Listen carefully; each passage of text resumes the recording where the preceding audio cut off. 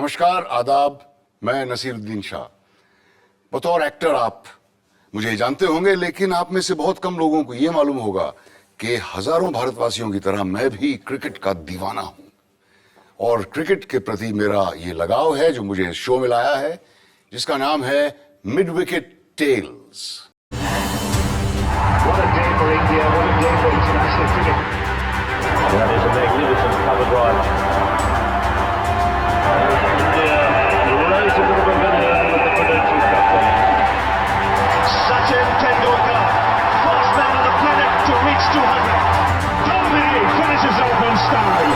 India lift the World Cup.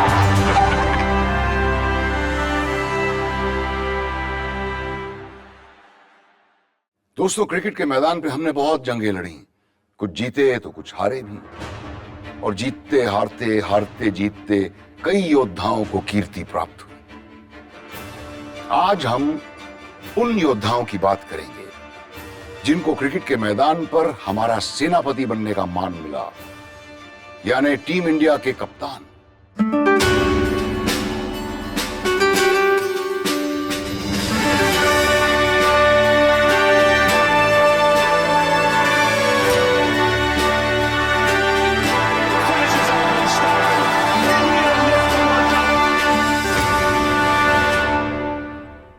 आज हम सबसे पहले उस कप्तान की बात करेंगे जिन्होंने 1915 में फर्स्ट क्लास क्रिकेट खेलना शुरू किया और अगले 45-50 साल तक भारतीय क्रिकेट प्रेमियों को रोमांचित किया।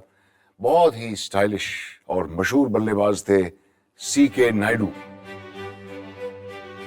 जब 1932 में हमें टेस्ट स्टेटस मिला तो कई बाधाओं के बावजूद होलकर आर्मी के सेनापति कर्नल C.K. नायडू ही भारत के पहले टेस्ट क्रिकेट कप्तान बने।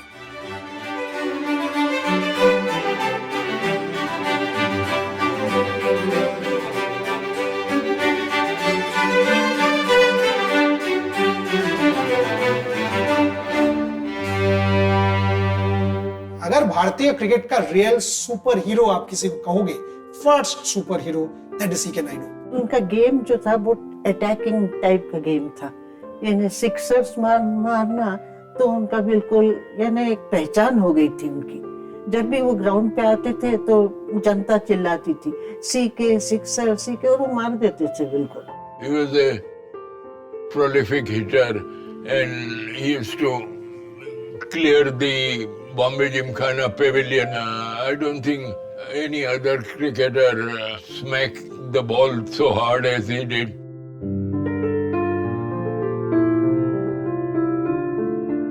वो भी अपने बाप दादा के समान वकील बनना चाहते थे, लेकिन फिर क्रिकेट आ गई बीच में तो वकील वकालत सब भूल गए। वो शुरू से ही बड़े फिजिकली फिट तो थे ही, एथलेटिक्स में बहुत अच्छा करते थे, हॉकी भी खेले, टेनिस तो रोजाना खेलते थे और बिलियर्ड्स भी, और क्रिकेट लेकिन खास उनका वो था मेन। उस टाइम में ना ये रणजी ट्रॉफी वगैरह नहीं हुआ करती थी, पेंटेंगुलर, क्वाड्रेंगुलर, यानी पेंटेगुलर मतलब 5। And Hindus, Parsis, Muslims, Christians, rest जो टीम्स थे, these were very popular teams. इसमें पैसा आता था, लोग टिकट्स खरीद के आके मैच देखते थे। टीम्स बनाते थे जाति पे आधारित, क्योंकि क्रिकेट खेलना है। अब क्रिकेट खेलना है तो आपको कोई ना ये टूर्नामेंट्स में तो भाग लेना ही पड़ता है, तो इसलिए लेते थे, नहीं तो उनको ये पसंद नहीं था। C.K. Nayudu attracted all the crowd and he was the mainstay of the communal matches. सन 1926 में MCC की एक टीम ने भारत का दौरा किया था। इंग्लैंड के पूर्व एशेज कप्तान आर्थर गिलिगन के नेतृत्व में आई इस टीम में कई टेस्ट क्रिकेटर्स थे। इस दौरे के 26 फर्स्ट क्लास मैचों में से एक मैच था बॉम्बे जिमखाना में हिंदूज के खिलाफ। 1 दिसंबर के दिन C.K. नायडू ने सबसे ज्यादा छक्कों का विश्व रिकॉर्ड बनाकर इस मैच को सभी देखने वालों के लिए यादगार बना दिया। I was 6 years old and my father, who was very keen on cricket, took me to the Bombay Gymkhana. So I could say that I was present when he hit those 11 sixes and 13 fours in his score of 153. And वो 153 में इन्होंने Morris acetyl, TET इनको मार के एकदम actual hitting, real hitting जो C K Naidu famous थे जिसके लिए एक के बाद एक छक्का, एक के बाद एक छक्का, उन्होंने वैसे बैटिंग किया एंड तब का ट्रांजिस्टर में ये मैच रिलेड हुआ. So the whole imagine and people came and watched CK Naidu play. ये बात फैल गई कि वो सीके नायडू है वो सिक्सर्स मार रहे हैं, तो इतनी जनता आ गई, सब के सब आ गए, कोई छत पे बैठा है, कोई झाड़ पे, पेड़ों पे बैठ के देखने लगे. एक सिक्सर पर ही लोग इतने खुश होते थे. उन्होंने एक के बाद मारते चले गए. कार्टून भी बनाया, तो झाड़ पे बैठ के वो आदमी चिल्ला रहा, सीके हमको मत मारो, इतने ऊपर तक गेंद चली जाती थी उनकी. यानी उनकी जो हिटिंग थी, आजकल तो बाउंड्री का कि 70-75 है, उस वक्त 95 की बाउंड्री रहती थी और 95 यार्ड्स के बाद भी जो है वो 15 फीट बाहर ही मारते थे. जब तक इतने अच्छे बैट नहीं थे जो आज के टाइम के अंदर है. हेलमेट नहीं था, फॉर्मेटिंग विकेट हुआ करती थी. मैंने यहाँ तक कहानी सुनी कि बॉम्बे में जो उन्होंने एक सिक्सर मारा तो बॉम्बे का जो टावर की घड़ी टूट गई थी, और भारतवासियों ने ऐसा मैच कभी देखा नहीं. It was Naidu's innings against Gilligan's team, 153, that put India on the cricket map. Gilligan is reported to have told the cricket authorities that India is now ripe for Test cricket and they should be awarded Test cricket. ये match भारतीय cricket इतिहास का एक खास पड़ाव साबित हुआ. नायडू की शानदार बैटिंग ने आर्थर गिलिगन को प्रभावित किया और उनको लगा कि भारतीय क्रिकेट का स्तर अब अंतरराष्ट्रीय क्रिकेट में शामिल करने लायक हो गया है. इंग्लैंड वापस जाने से पहले गिलिगन पटियाला के महाराजा भूपिंदर सिंह से दिल्ली के रोशनारा क्लब में मिले. महाराजा भूपिंदर सिंह इस समय भारतीय क्रिकेट के उत्तरदायी थे. दोनों के बीच भारतीय क्रिकेट के भविष्य की बात हुई और शीघ्र ही बीसीसीआई की स्थापना हुई. हॉकी में ऑलरेडी इंडिया ने अपना जौहर दिखा दिया था, सबसे बेहतरीन टीम निकल के आई थी और कुछ सोच ये भी थी कि क्रिकेट में भी इसी तरह का परफॉर्मेंस रहेगा इंडिया का जब उन्हें टेस्ट मैच स्टेटस मिला. राजा महाराजा का जमाना था तो ये बिल्कुल जरूरी हो गया था कि कैप्टन बनेगा तो कोई राजा महाराजा ही बनेगा या राजकुमार ही बनेगा. पहले इस दौरे की कैप्टनसी ऑफर की थी नवाब ऑफ पतौड़ी सीनियर को, और या उनके अलावा दुलीप सिंह जी जो रंजीत सिंह जी के भांजे थे, वो दोनों जो है वो इंग्लैंड के लिए खेल रहे थे. उसके बाद कैप्टनसी ऑफर की गई महाराजा ऑफ पटियाला और महाराजा ऑफ विजयनगरम, क्योंकि महाराजा उन दिनों पेट्रन होते थे क्रिकेट के. दोनों ही कुछ हद तक क्रिकेट खेलते थे लेकिन कोई उनकी खास क्रेडेंशियल्स नहीं थी क्रिकेट में. हर 15 दिन कौन कैप्टन होगा इस पे लेके झमेला चलता था. And both were trying to do 150 things. Viji ने पहले बोल दिया मैंने टूर स्पॉन्सर करना.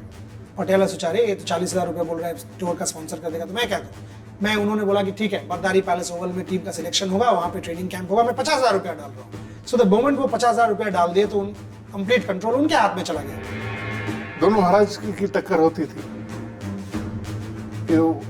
बोर्ड के पास पैसा नहीं था. पैसा कौन खर्च करेगा? जो ज्यादा पैसा खर्च करेगा वो है इंडिया का कैप्टन बनेगा. तो उसके अंदर फिर वो चलता था.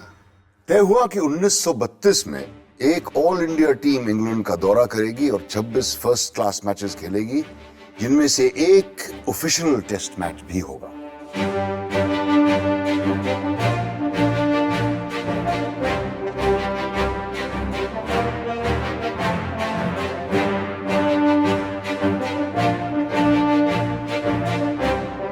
पूरा दौरा अप्रैल से शुरू होकर अक्टूबर तक चलने वाला था. पटियाला और विजयनगरम के महाराजाओं को शायद ये लगा कि वो इतने लंबे समय तक अपने राज्यों से दूर नहीं रह पाएंगे, इसलिए वे दोनों आखिरी समय इस दौरे में शामिल नहीं हुए. आखिरकार पोरबंदर के महाराजा को कप्तान घोषित किया गया और लिम्बड़ी के महाराजा को उनका डिप्यूटी. इन दोनों का चुनाव इसलिए नहीं हुआ था कि वो अच्छा खेलते थे, बल्कि इसलिए कि वो अच्छा बोलते थे. भारत अपना सबसे पहला टेस्ट मैच खेलने वाला था. जब टीम यहाँ से जहाज में निकली इंग्लैंड की तरफ तो पोरबंदर थे कैप्टन, लेकिन वहाँ इंग्लैंड उतरते ही और प्रैक्टिस मैचेस या वार्म अप मैचेस में ये पता चल गया कि पोरबंदर की बस की बात नहीं है. एक लतीफा या एक जोक बन गया था कि पोरबंदर के पास रोल्स रॉयसेस ज्यादा है और रन्स कम है। महाराजा ऑफ पोरबंदर को शायद सही वक्त पर एहसास हो गया कि ये कितना महत्वपूर्ण, कितना ऐतिहासिक अवसर है। टेस्ट मैच से एक दिन पहले उन्होंने फैसला किया कि वो ये मैच नहीं खेलेंगे और कप्तानी की बागडोर उन्होंने कर्नल नायडू के हाथ सौंपी। लेकिन कहानी में एक ट्विस्ट आना बाकी था।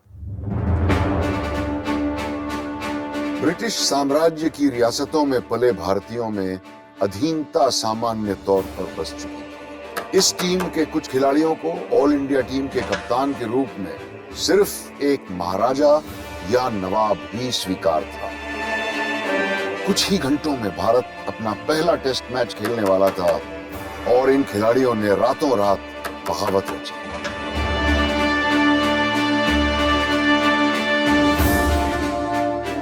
नायडू को इस बात की भनक तक नहीं थी। खिलाड़ियों ने पटियाला के महाराजा से अपनी नामंजूरी जाहिर की।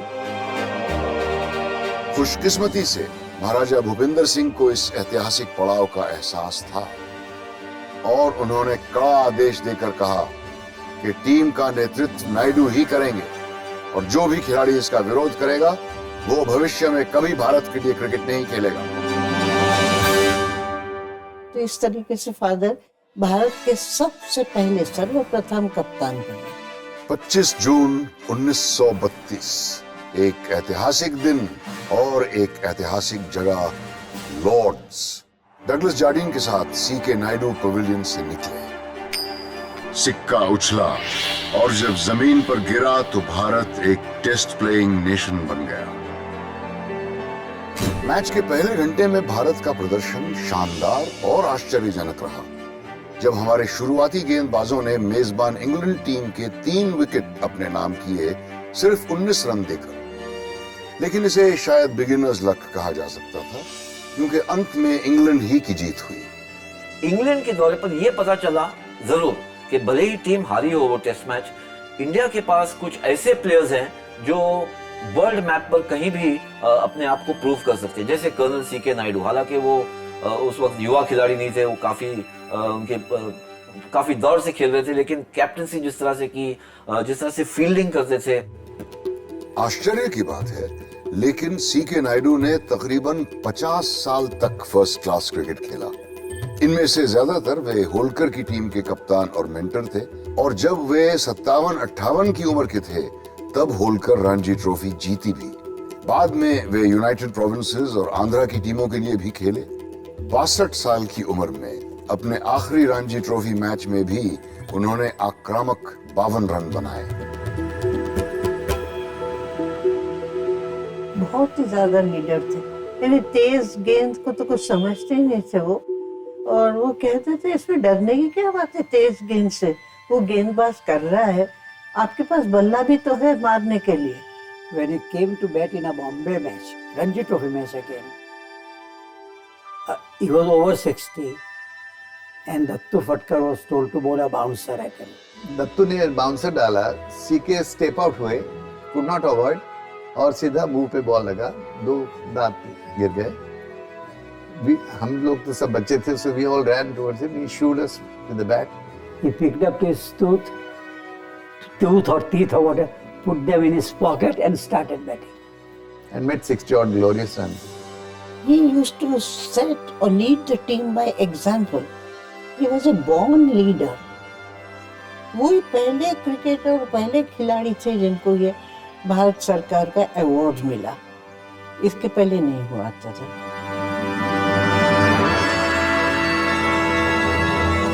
स्वतंत्रता से पहले कर्नल सीके नायडू एकमात्र आम आदमी थे जिन्होंने भारतीय टीम की कप्तानी की। भारत अंतर्राष्ट्रीय क्रिकेट में कदम रख तो चुका था, पर पहले करीब 25 सालों में सफलता कम ही हासिल कर पाया।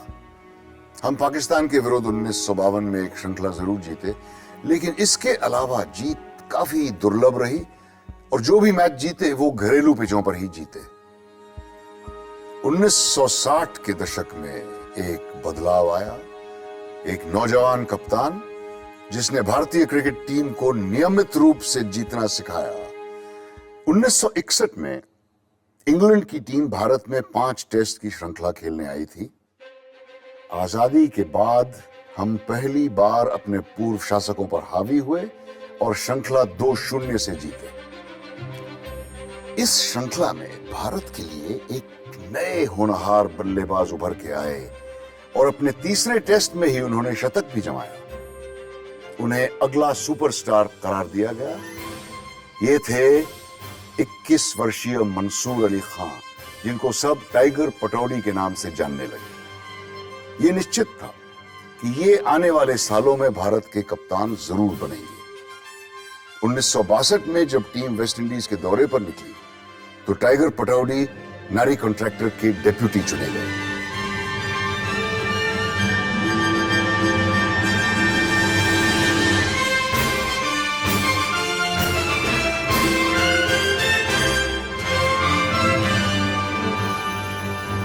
Tiger was made a captain or a vice captain with a future on view, because it was expected that I will continue for 4-5 years and he would be tested in those 4-5 years. BCCI ने series पे जाने से पहले ही senior players के कह दिया था कि देखो अपन नवाब साहब को वाइस कैप्टन बनाते हैं, इसलिए 5-6 साल के बाद जब आप लोग रिटायर हो जाएंगे, नवाब पटौदी जब तक मैच्योर हो जाएंगे और कप्तान बन जाएंगे। लेकिन वेस्ट इंडीज में श्रृंखला के ठीक बीच में नरी कॉन्ट्रैक्टर एक बाउंसर पर गंभीर रूप से घायल हुए। याद रखिए, ये हेलमेट्स के पहले का दौर था। वो कई दिन कोमा में रहे और कप्तानी का भार टाइगर पटौड़ी पे आ गया। ये पहला मौका नहीं था जब दुखद परिस्थिति में टाइगर पटौड़ी के कंधों पर जिम्मेदारी आई हो। जब वो 11 साल के थे तो उनके वालिद नवाब इफ्तिखार अली खां पटौड़ी गुजर गए थे। He passed away, in fact, on his birthday. They were getting, and he was playing polo, so they got the message that he had a massive heart attack. So in a way, it was a pressure on Tiger. He was exposed to all these responsibilities too soon, but on the other hand, it also prepared him for many things. 11 वर्षीय tiger Pataudi के नवे नवाब बने। उनको पढ़ाई के लिए England भेजा गया, जहां विंचेस्टर स्कूल के लिए वो क्रिकेट खेलने लगे। बहुत जल्दी ही उनको बैटिंग प्रोडिजी मान लिया गया और उन्होंने कई रिकॉर्ड्स अपने नाम कर लिए। 1957 में 16 वर्षीय टाइगर ने ससेक्स के लिए अपना फर्स्ट क्लास डेब्यू किया और इसके बाद ऑक्सफोर्ड यूनिवर्सिटी टीम की कप्तानी की। माशाल्लाह से उनके पास इतना टैलेंट था और इतनी जबरदस्त टेक्निक थी और इतने क्विक थे। मेरे लिहाज से 1960 में वो, अगर आप 100 यार्ड तो नहीं था, वो जमाने में शायद 90 मीटर हो या कुछ हुआ करता था। He was the fastest in India. जब 20 साल के थे तब एक कार एक्सीडेंट में उनकी एक आंख ऑलमोस्ट चली गई थी। 95% विजन एक आंख का चले गया था। उसके बावजूद इंटरनेशनल क्रिकेट खेलना, और उसकी आप जितनी तारीफ करें वो कम है।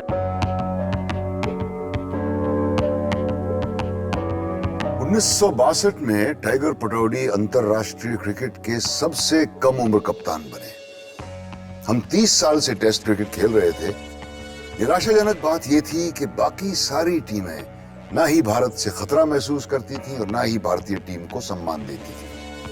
टाइगर को इन दोनों बातों को संबोधित करना था और आगे की रणनीति तय करनी थी।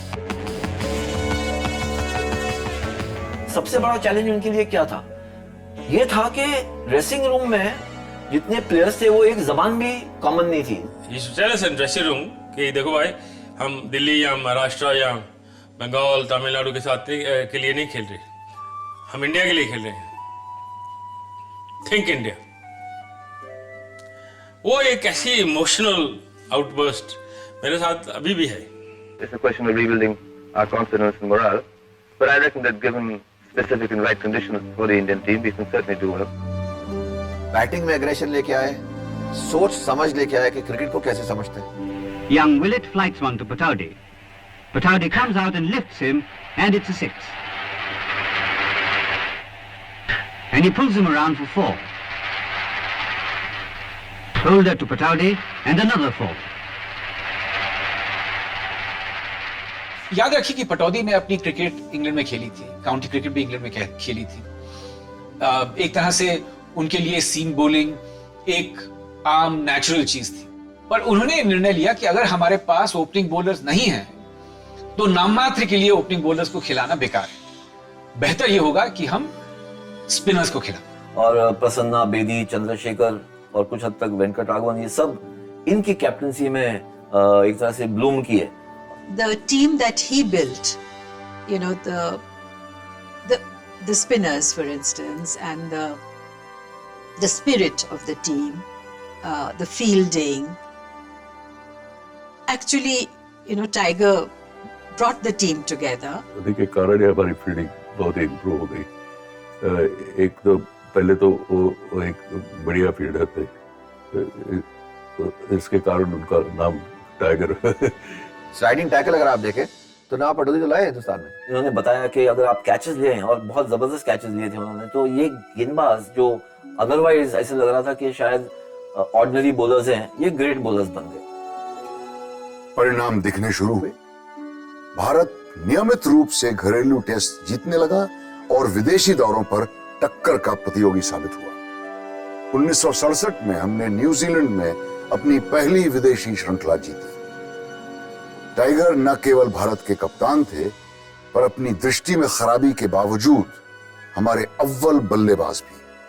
फास्ट बॉलिंग के सामने वो निडर रहते थे और इस वजह से न ही सिर्फ टीम प्रेरित हुई, बल्कि एक तरह से पूरा भारतवर्ष भी। उनकी वजह से भी इंडिया में क्रिकेट बदली, और इंडिया में ही नहीं बदली, लेकिन इंडियन क्रिकेट का जो इंप्रेशन था बाहर दूसरे देशों में, वो बदला कि इंडियन टीम अब तगड़ी हो गई है, अब जीतने लायक हो गई है और उनको आसानी से नहीं लिया जा सकता।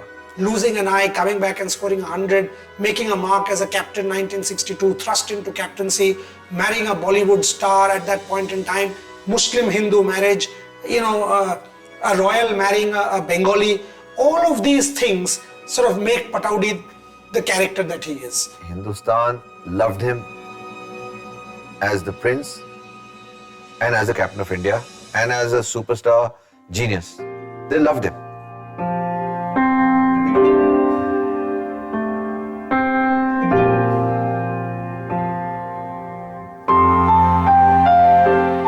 सन 1971 में टाइगर पटौडी तकरीबन एक दशक तक भारतीय क्रिकेट का मार्गदर्शन कर चुके थे। उनकी कप्तानी का दौर किसी भी अन्य भारतीय कप्तान से लंबा रहा, लेकिन उनकी दृष्टि में दिन ब दिन कमजोरी आ रही थी और साथ साथ रन्स भी कम बना रहे थे। बतौर कप्तान टाइगर पटौडी भारतीय टीम के लिए इस एक दशक में बहुत कुछ कर चुके थे। आक्रामक कप्तानी, बढ़िया क्षेत्र रक्षण और कम्पिटिटिवनेस, ये सारे गुण अब टीम में समा गए थे और अब पिछले एक दशक से जिस पेड़ को सींचा जा रहा था उस पे फल आने ही वाला था। 1971 में टाइगर पटौडी को मैदान के बाहर 2 बाउंसर्स का सामना करना पड़ा। पहला तो ये कि भारतीय संविधान के 26वें अमेंडमेंट के तहत नवाब उपाधि की मान्यता आधिकारिक तौर पर रद्द हो गई और उन्हें मिलने वाले सारे प्रिविलेजेस और अलाउंसेस से हाथ धोना पड़ा। दूसरा, खराब बैटिंग फॉर्म के कारण वो इंडियन टीम में अपनी जगह रख नहीं पाए। सिलेक्टर्स ने उन्हें कप्तानी से बर्खास्त कर दिया और अजीत वाडेकर की कप्तानी का दौर शुरू हुआ।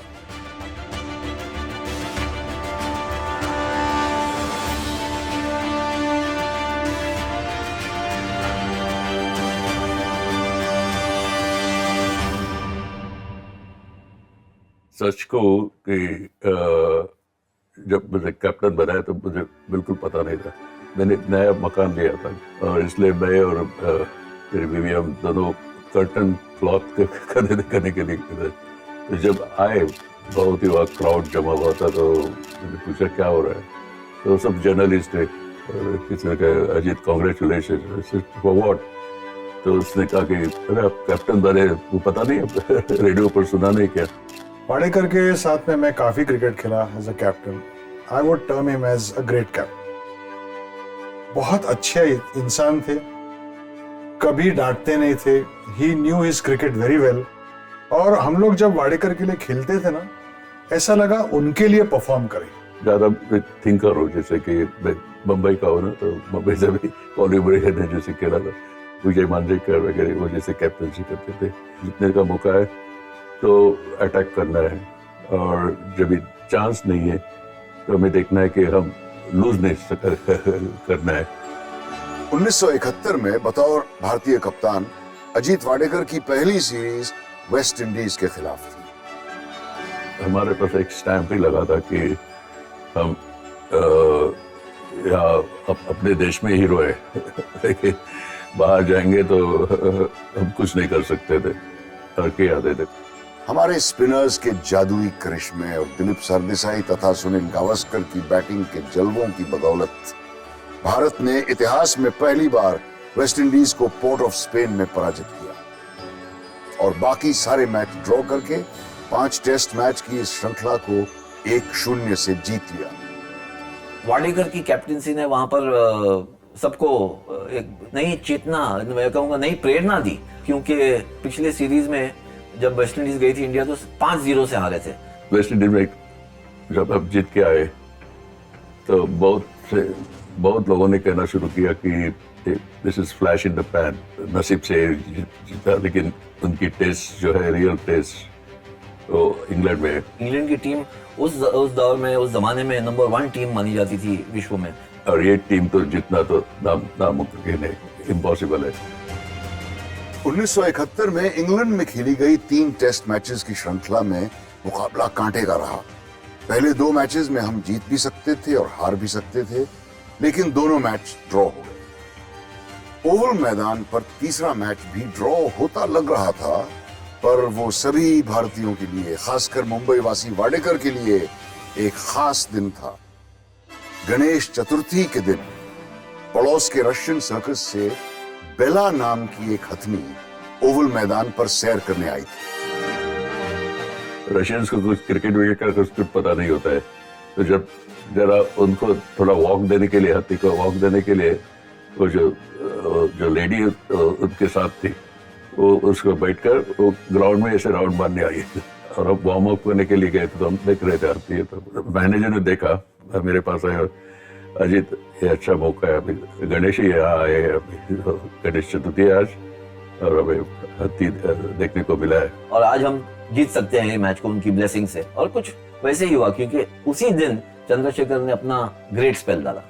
भगवत चंद्रशेखर ने 6 विकेट चटकाए और इंग्लैंड को 101 पर ऑल आउट कर दिया। पहली इनिंग्स में 71 रन से पिछड़ जाने के बाद भारत को इंग्लैंड में अपनी पहली सीरीज जीतने के लिए केवल 173 का लक्ष्य था। India need 3 runs to win.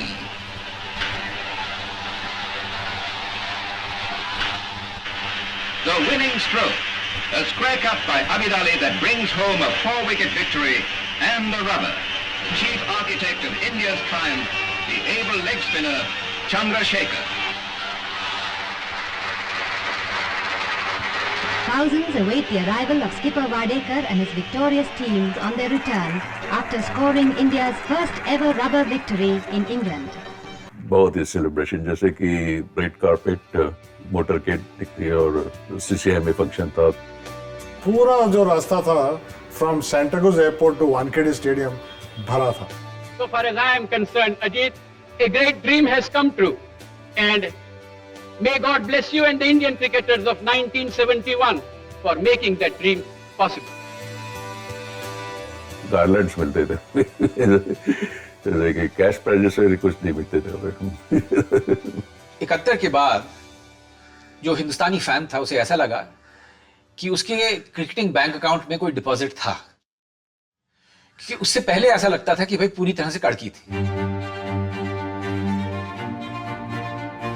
जब 1974 का टूर आया और वाडेकर फिर अपनी टीम लेके गए, तो ऐसे लगा था कि ये टीम जो है फिर से एक बार इंग्लैंड को हरा सकती है। विकेट्स वगैरह बहुत ग्रीन रखी थी, जब स्पिनर्स को कोई मदद मिली नहीं विकेट से, और क्लाइमेट तो एकदम खराब था, जैसे कि जो प्रैक्टिस मैचेस थे सब वॉश आउट हुए थे। कोई मेहनत नहीं, कोई प्लानिंग नहीं, कोई स्ट्रेटेजी नहीं। फिर ना सिर्फ टीम तीनों टेस्ट मैचेस हारी, बड़े मार्जिन से, लंबे मार्जिन से हारी। हर दफे हम जीत नहीं सकते ना, कभी ना कभी तो फेल होना है। प्लेयर्स आपस में लड़ रहे थे, एक प्लेयर शॉपलिफ्टिंग के लिए भी पकड़ा गया था और इंडियन कम्युनिटी वहां पर नाराज। गड्ढे में ऐसा गिरे, निकलना मुश्किल हो गया वहां से। 74, the blip of 74 is a dark patch in Indian cricket which nobody wants to talk about. Ajit Wadekar को ये सब पता होता तो जो उन्होंने अपनी पुस्तक लिखी थी, अपना ऑटोबायोग्राफी लिखा था माय क्रिकेटिंग इयर्स, इस दौर पर जाने से पहले वो शायद ऑटोबायोग्राफी या तो लिखते नहीं या लिखते साथ ही वो रिटायर हो जाते, इस दौर पे नहीं जाते। एक बार फेल हो गया तो गया, खत्म, क्रिकेट इज ओवर, कमबैक था ही नहीं उस जमाने में। मगर as a captain, outstanding captain, outstanding. Ajit Wadekar retire हुए और एक नया दौर शुरू हुआ। एक ऐसा दौर जहां हमने वनडे क्रिकेट में कदम रखा, उसे अपनाया और फिर शिखर पर जा पहुंचे। उस शिखर पर झंडा गाड़ने वाले कप्तानों की गाथाएं बाकी हैं। 1980 का दशक, दुनिया के सर्वश्रेष्ठ बल्लेबाज सुनील गावस्कर और दुनिया के सर्वश्रेष्ठ allrounder Kapil Dev Indian team में एक साथ खेल रहे थे और आने वाले कई सालों तक ये दोनों बारी बारी से टीम इंडिया के कप्तान भी बनने वाले थे। उन दोनों की नोकझोंक मीडिया के लिए हमेशा मसालेदार खबर हुआ करती थी, लेकिन गावस्कर और कपिल दोनों ने बतौर कप्तान हमारे सब खिलाड़ियों की सोच और उनके खेलने का रवैया बदल डाला।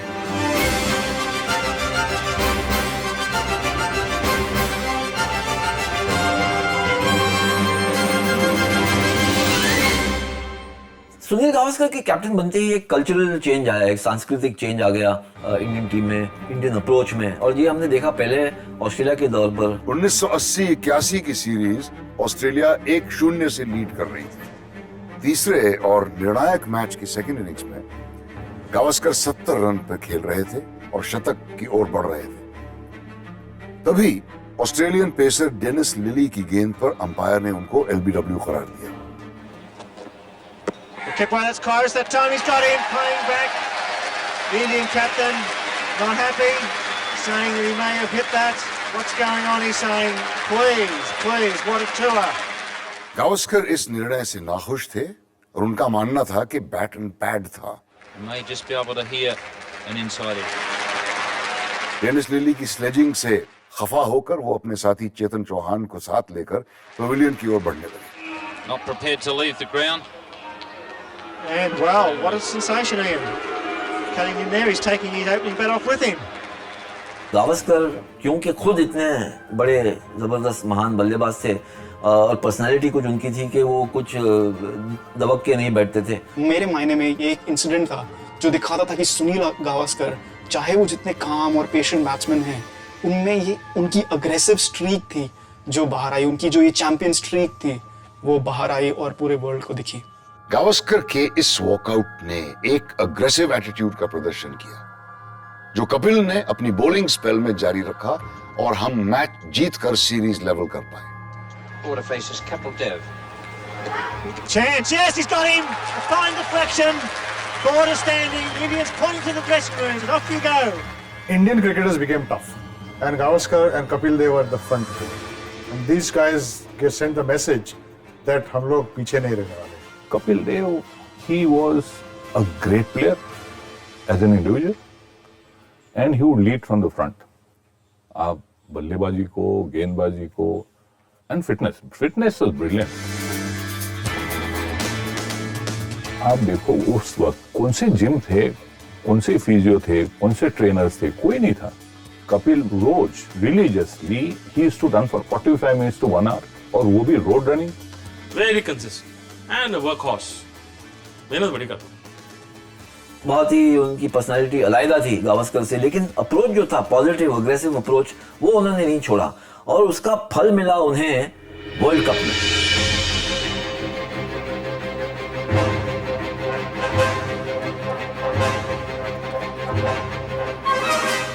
मुझे याद है फाइनल में हम 183 पे ऑल आउट हो गए, ड्रेसिंग रूम में आए, सब गुम थे।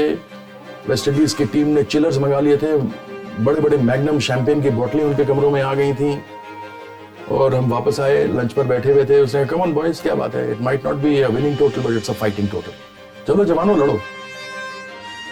और उसके बाद तो इतिहास है, आपने देखा। 25 जून और लॉर्ड्स, इस तारीख और इस जगह पर मानो भारतीय क्रिकेट के सितारे चमक उठते हैं।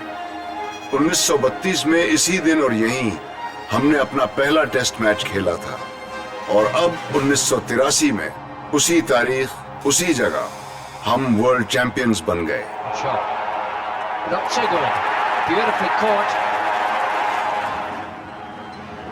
He's entered it this time and he's gone beautifully caught by Gavaskar. And that might well be the final nail in the coffin here for West Indies. Tremendous performance by this Indian side, and here's a man who's been largely responsible for it over the last 2 weeks. Bharat की team ने अनहोनी को होनी कर दिया। प्रबल और ताकतवर वेस्ट इंडीज को लॉर्ड्स के मैदान पर शिकस्त देके कपिल देव ने विश्व कप भारत के नाम लिखा।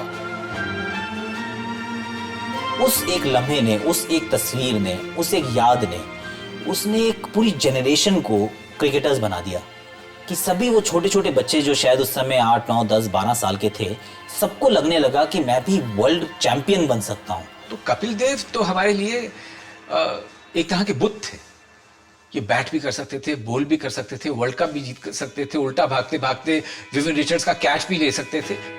गावस्कर और कपिल की कप्तानी में टीम इंडिया ने 2 विश्व खिताब जीते और 2 एशियाई खिताब जीते और साथ में बहुत सारे वनडे इंटरनेशनल्स और टेस्ट मैचेस भी। वनडे इंटरनेशनल्स में टीम इंडिया का आज जो रुतबा है, उसकी नींव सुनील गावस्कर और कपिल देव ने ही रखी। दोनों की अपनी जगह थी। दोनों ने जो भारतीय क्रिकेट के लिए किया वो अपने आप में अद्वितीय है। 90 के दशक का अंत होते होते भारतीय क्रिकेट पर बहुत सारी कंट्रोवर्सीज और स्कैंडल्स के बादल भी मंडराने लगे, लेकिन इन बादलों में से भी एक किरण नजर आ रही थी जिसका सबको इंतजार था। नई शताब्दी के साथ एक नए भारत का भी जन्म हुआ। ऐसा भारत जो निर्भय, आक्रामक, आत्मविश्वासी और अभिमानी था। और इस नए भारत की क्रिकेट टीम को लीड कर रहे थे जोशीले सौरव गांगुली।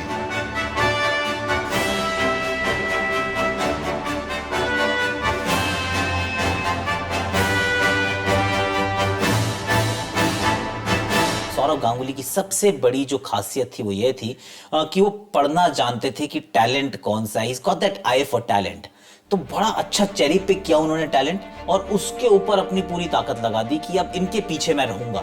इन नायरोबी जाहिर खान को लेके उन्होंने वसीम अकरम को पास किया था, वसीम भाई ये मेरा नया मीडियम पेसर है, आपके तरफ ही लेफ्ट हैंडर है, आपको जरा उसको टिप्स दे दीजिए।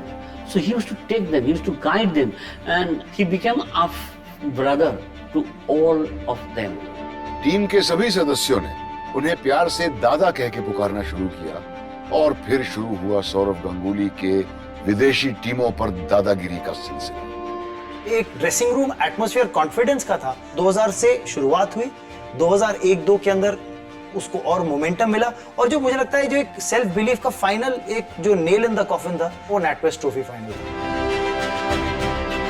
खुद के चैलेंज सेट करते थे कि हम विदेशी भूमि में भी जीतेंगे और वो करा भी, बाहर जीते भी उनकी कप्तानी में। उसके बाद उन्होंने वेस्ट इंडीज में मैच जीता, उसके बाद उन्होंने इंग्लैंड में मैच जीता, पाकिस्तान में सीरीज जीती, ऑस्ट्रेलिया में मैच जीता। भारतीय क्रिकेट मैच फिक्सिंग के अंकुश से मुक्त हो चुकी थी। टीम इंडिया क्रिकेट जगत के लिए अब एक चुनौती बन गई और फिर शुरू हुआ भारतीय क्रिकेट का वो सुनहरा दौर जो अब से पहले कभी नहीं आया।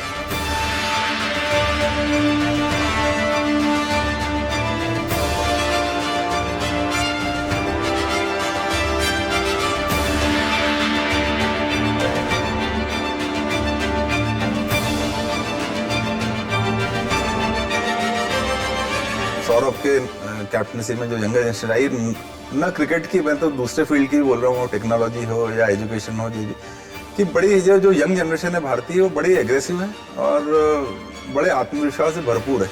एक बात तय थी जो बाहर से भी दिखता था, जो टीम में रहकर भी दिखना शुरू हो गया था कि ये आदमी लड़ाई करना जानता है और सबसे लड़ाई करवाना जानता है और ये एक बढ़िया खूबी है कप्तान के तौर पे वो सौरव गांगुली ने किया। सन 2000 में शुरू हुई एक प्रक्रिया का अंतिम पड़ाव था आईसीसी टीम रैंकिंग्स में पहला स्थान पाना। चयनकर्ताओं ने 2007 में MS धोनी को कप्तान बनाया और उन्हें यह सपना पूरा करने का मौका दिया।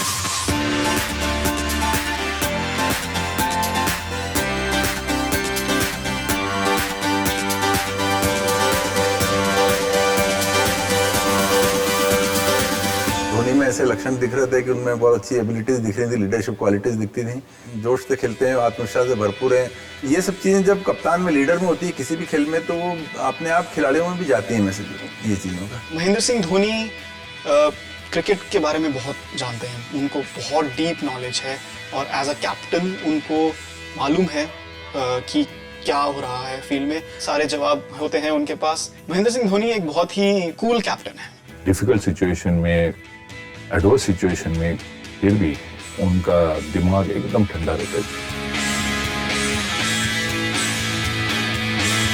महेंद्र सिंह धोनी का जन्म शायद एक दिवसीय मैचेस खेलने के लिए ही हुआ था। धोनी ने 2007 में T20 वर्ल्ड कप से शुरुआत करते हुए कई एक दिवसीय और T20 ट्रॉफियों पर हक जमाया। In the air, Sreesanth takes it. India win. Unbelievable scenes here at the Bull Ring. What a match for a 2020 final. India, the world champions. 2007 और 2011 के बीच जितनी कामयाबी हमने हर फॉर्मेट पे पाई, चाहे वो 2020 हो, ODIs हो या टेस्ट मैच हो, हमने कभी नहीं पाई। और अगर धोनी 2011 में रिटायर कर जाते, हिंदुस्तान चोटी पे था जहां तक आईसीसी टेस्ट रैंकिंग का सवाल था, हम सब कहते कि ऐसा कप्तान हमने कभी देखा नहीं। धोनी ने वो काम किया जो शायद पहले के कप्तानों ने नहीं किया, और वो काम ये था कि जो छोटे गांवों से जो बच्चे खेल रहे थे, जो स्मॉल टाउन क्रिकेटर्स थे, उनके सपनों को पर लगवा दिया। उन सबको ये लगने लगा कि मैं ना सिर्फ क्रिकेट खेल सकता हूँ, भारत के लिए खेल सकता हूँ, बल्कि मैं तो भारत का कप्तान बन सकता हूँ, मैं विश्व कप विजेता कप्तान बन सकता हूँ। 2011 के वर्ल्ड कप पर तो उन्होंने ऐसा 6 मार के अपनी मोहर लगाई कि CK नायडू होते तो वो भी उठ के सलूट करते।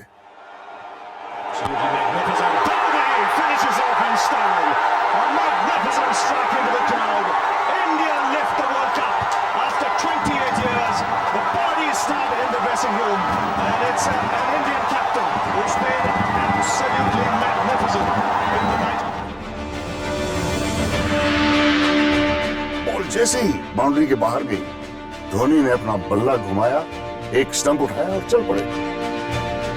और इसी एक इशारे में उन्होंने दिखा दिया कि भारत का कप्तान क्या होता है। एक ऐसा इंसान जो वो करके दिखाए जो पूरा देश करना चाहता है। Pataudi comes out and lifts him, and it's a 6. This is simply superb. He's out and victory for India. Look at the goal ball penalty. Big hit.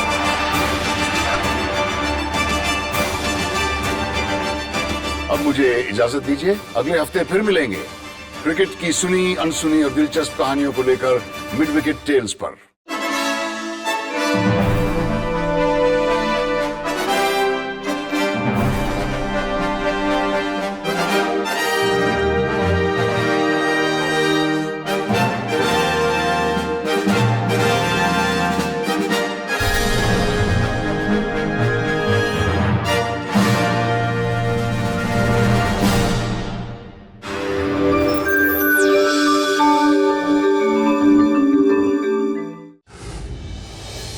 Like, share, subscribe and click on the bell icon to never miss an update from Epic.